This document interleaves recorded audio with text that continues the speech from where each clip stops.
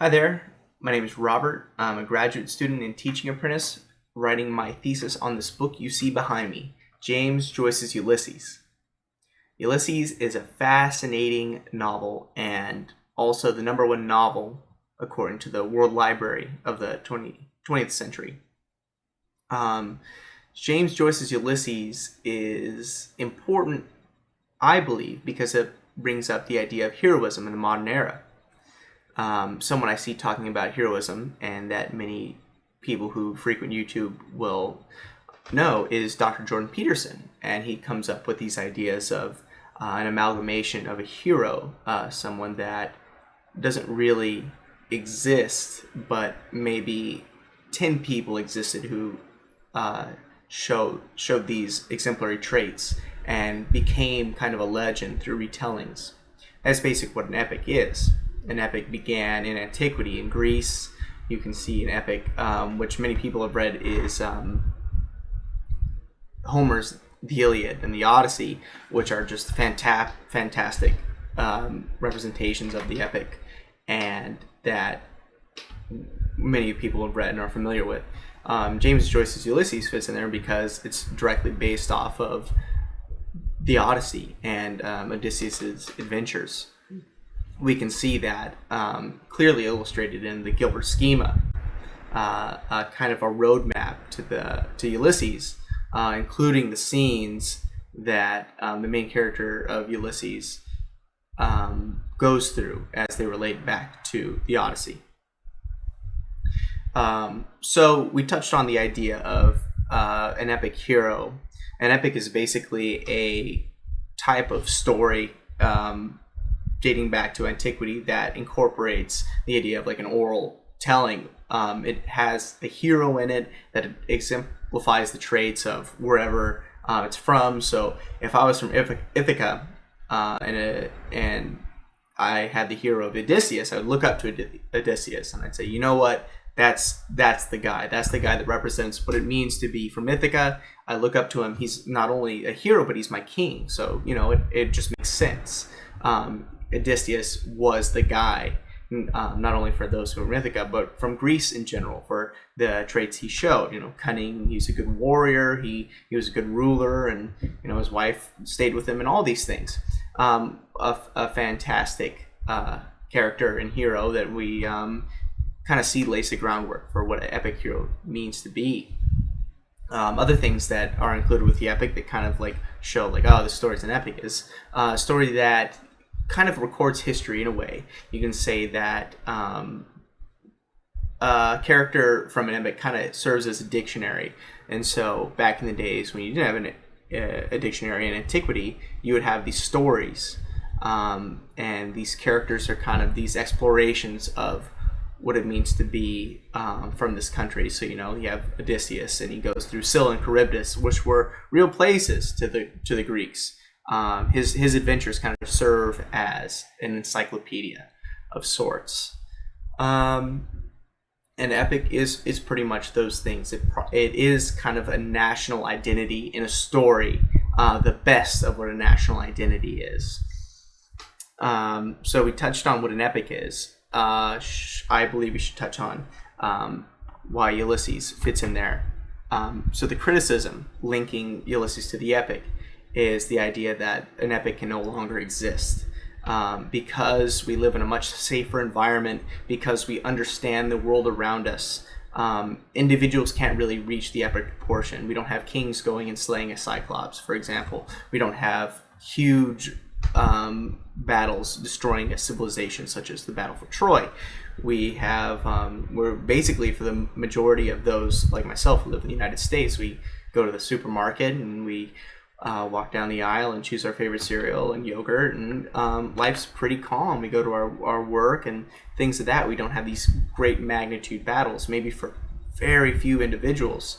And the problem is that even for those individuals, we don't see the epic recording. They don't really go down in the annals of history, just like Odysseus would in the Iliad and the Odyssey.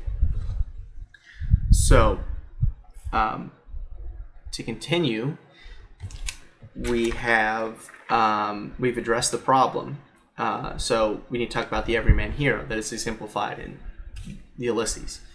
Ulysses is a modernizing novel, not only for the hero aspect and the epic aspect, but just in its writing. It pioneered this type of writing called stream of consciousness that basically takes the mindset of the character and delivers it straight to the audience. So you get their every thought, which is fantastic in that it cuts out this romanticism, gives you a straight idea of what the character's thinking, but it also makes the novel quite difficult to read in that not all the information is good.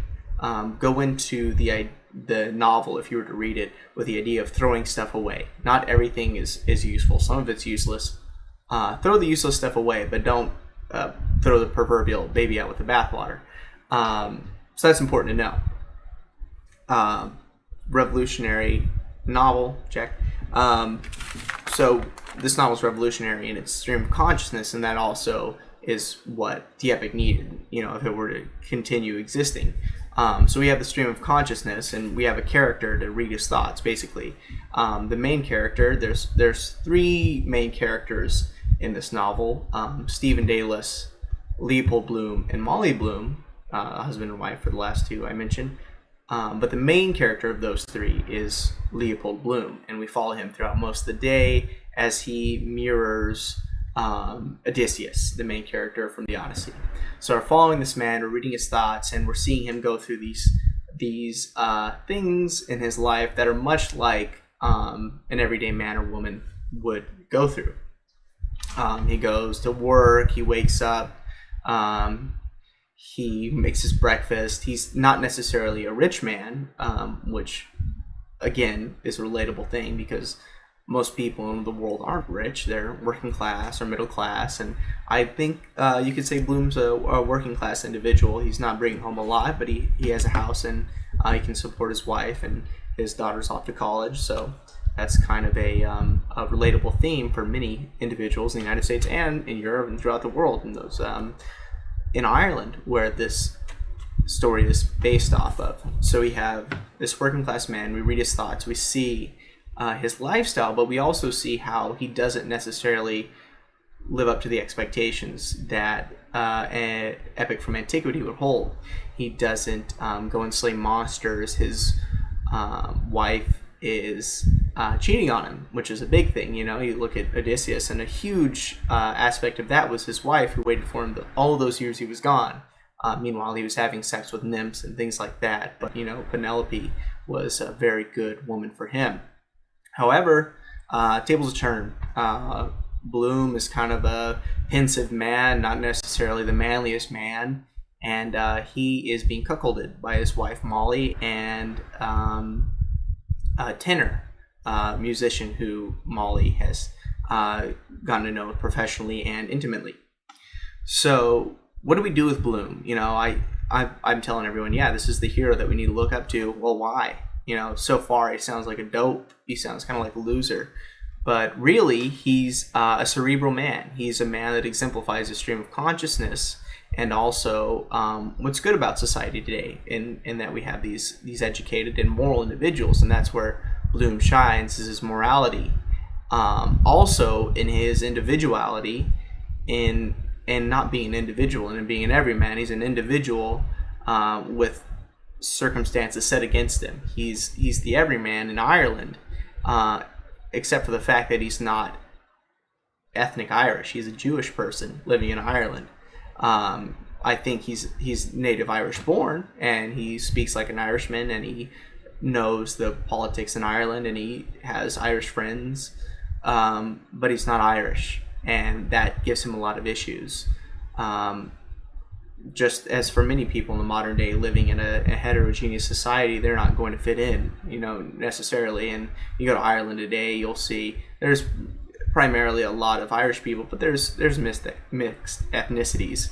But it especially plays importance for places like the United States or much of Europe, much of the world, is that you're going to come to places and you'll have this ethnic type of person you'll see there. It's like, oh, he's German, he's French, so-and-so. But, people will say, I'm German, I'm French, I'm from the U.S. they're not going to look a certain way. You'll have all sorts of skin tones and things like that, ethnic backgrounds, blending into something and calling themselves, yes, I'm a native this. What makes Bloom's situation precarious is the fact that many people are anti-Semitic in Ireland in the turn of the 20th century. And Joyce documented this in the early 1900s. Little did he know how much adversity Jewish people would face as the 20th century progressed. And so we see Bloom try to mitigate this hatred for what he is. It's kind of this ignorance and hatred because no one really understands him. In fact, they're kind of scared of him. They think he might be a Freemason or some sort of cultish person, where in reality he's just living his day-to-day life. But this hatred kind of allows his morality to outshine his situation. He's confronted multiple times, and not only for being a Jewish man, but the town knows he's being cuckolded. So he's kind of got all these factors kind of putting pressure on him and making him, a normal person would be angry if the town were calling them certain things. And people don't like to be set apart. They'd much rather be the hero Odysseus than the hero Bloom.